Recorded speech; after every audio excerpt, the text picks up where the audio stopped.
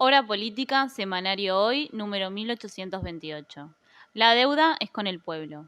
Seguimos luchando para que la crisis sanitaria, social y económica la paguen los que se llenaron los bolsillos con la política macrista.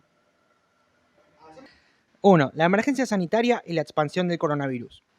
Al 17 de agosto se multiplican los contagios que suman 299.113 casos y los fallecidos son 5.814.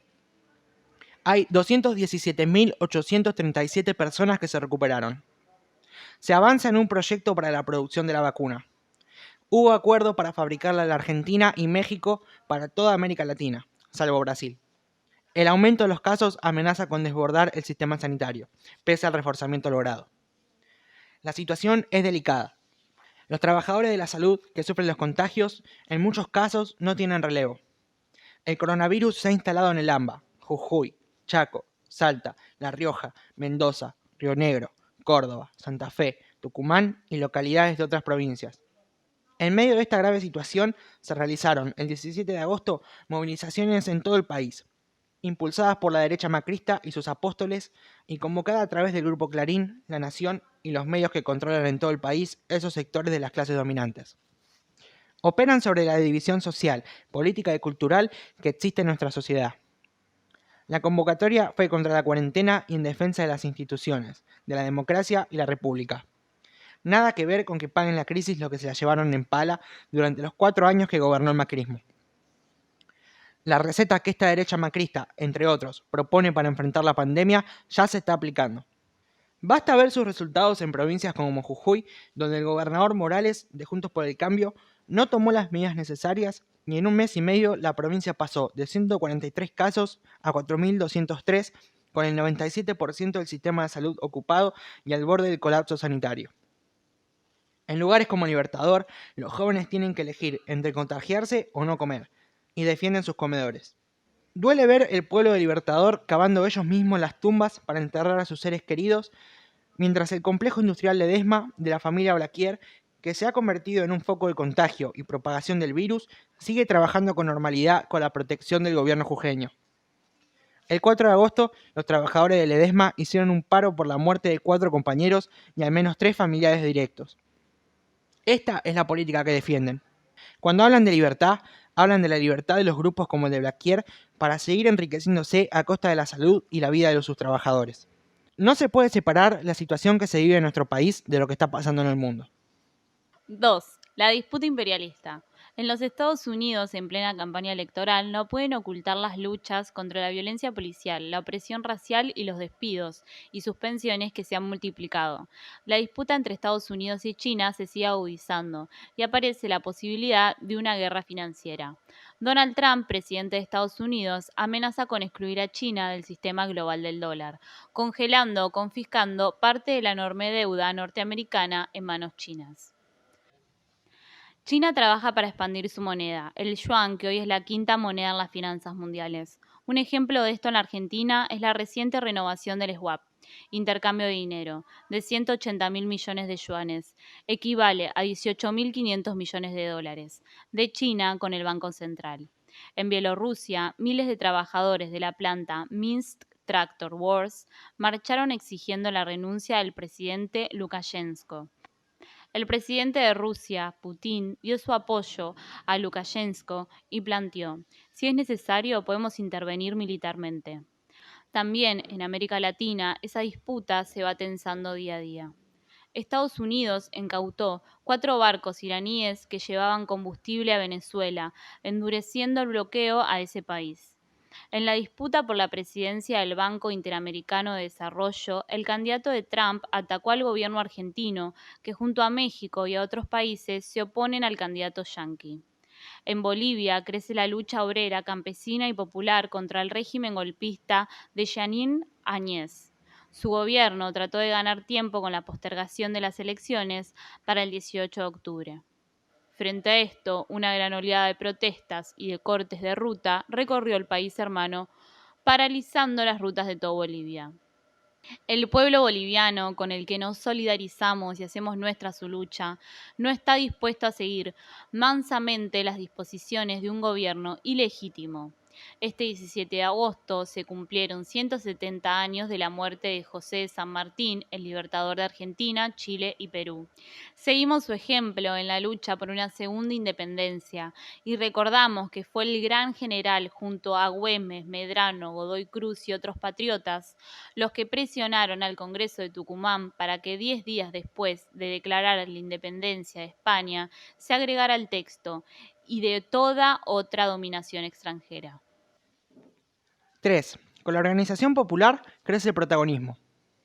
La situación es desesperante en los asentamientos, villas y barrios populares. Ya suman 11 millones de argentinos los que deben recibir alimentos. Son 3 millones más que en marzo. Miles de camaradas, compañeras, compañeros y jóvenes se juegan la vida en la lucha contra el coronavirus y en la organización en cada barrio para exigir alimentos, agua y materiales de higiene para todos. En el movimiento obrero ocupado, frente a las exigencias de los monopolios y sus patrones, también está en discusión quién paga la crisis. Por un lado, están los dirigentes traidores que aceptaron las rebajas salariales y despidos. Nosotros reivindicamos el ejemplo de las obreras y los obreros de Mondelez Pacheco, con su comisión interna a la cabeza y sus asambleas. Con su lucha conquistaron un plus de 1.764 pesos por semana. Se mantienen las licencias de todos los mayores de 60 años, los enfermos crónicos y las madres con hijos de hasta 8 años. Las madres con hijos de 8 a 17 años siguen cobrando el 70% del salario en su licencia. Un gran ejemplo para el movimiento obrero en todo el país. Los trabajadores del astillero Río Santiago siguen su lucha reclamando que se construya en la Argentina el barco polar. Sigue la lucha de los trabajadores de Algodonera Avellaneda de Vicentín. La Federación Nacional Campesina, el 8 de agosto, realizó su mesa nacional, donde discutió salir con iniciativas ante la situación que atraviesan los sectores campesinos y peones rurales, como por ejemplo la grave situación de las más de 900 familias de floricultores en la zona agraria del Gran La Plata, que siguen sin respuestas del gobierno. En las 4.200 villas y asentamientos de todo el país crecen las luchas por tierra, techo y trabajo. El 8 y 9 de agosto se realizó el plenario nacional de 250 delegados del Movimiento de Unidad Secundaria, que debatió por la web su situación ante la pandemia y la situación política del país. Miles de mujeres con sus movimientos son protagonistas impulsando jornadas de lucha, exigiendo la declaración de la Ley de Emergencia en Violencia. Exigimos justicia y castigo a todos los responsables por la desaparición de Facundo Astudillo Castro. 4. Que paguen la crisis los que la juntaron con pala. El gobierno de Alberto Fernández marcha a firmar el 24 de agosto el acuerdo con los bonistas, amasado por la timba financiera de Macri y otras deudas anteriores. Señalamos en el Hoy de la semana pasada que en el forcejeo con los bonistas, el gobierno argentino centralmente logró postergar los pagos. De los 29.300 millones que vencían en los próximos 3 años, pagará 2.800. Lo recortado se patea para adelante. Sigue la deuda con el FMI y el Club de París y de las provincias. Buenos Aires se encamina a renegociar más de 7.148 millones de dólares. La deuda es impagable, 336.000 millones de dólares. Estamos en medio de una brutal crisis sanitaria, social y económica, que requiere que se destine todo a salir de esas crisis. Desde el PCR señalamos que la deuda contraída por el macrismo es ilegítima y fraudulenta, una estafa en complicidad con un puñado de bancos y fondos usureros en la fuga de los dólares.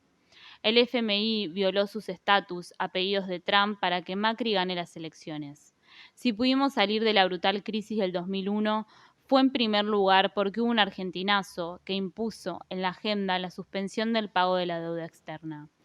Ese era un momento.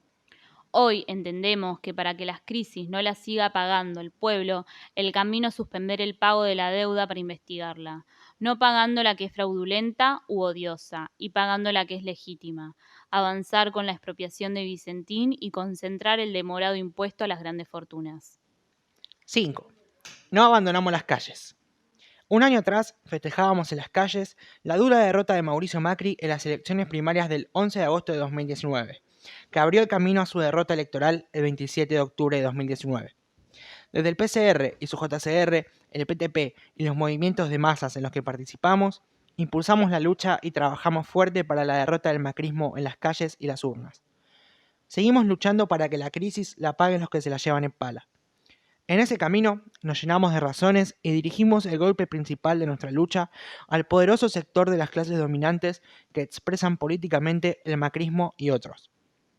Los comunistas revolucionarios, los clasistas, los antiimperialistas, no abandonamos las calles. No nos quedamos esperando qué hacen los demás. Nos ponemos a la cabeza de la lucha de las masas por sus necesidades y tratamos de unir a todo el pueblo en esa lucha, conscientes de que los problemas de la clase obrera y del pueblo argentino no se resolverán sin una verdadera revolución de liberación nacional y social que termine con el latifundio y la dependencia. Hay que conocer y manejar la política, si no, te llevan de las narices, decía Delia Gamarra, comunista, campesina y piquetera, luchadora incansable en Asoma y en el PCR en La Plata, que acaba de fallecer. Su ejemplo nos fortalece y nos enseña, como cada uno de los caídos y cada uno de los que se juegan la vida en cada hospital, comedor, merendero, comité de barrio, en las fábricas, las quintas y demás puestos de lucha. Hemos avanzado. Seguimos la pelea para seguir acumulando fuerzas para abrir ese camino revolucionario donde los trabajadores, los campesinos y el pueblo decidan qué producen, cómo se produce y cómo se reparte lo que se produce. Escriben Jacinto Roldán y Ricardo Fierro.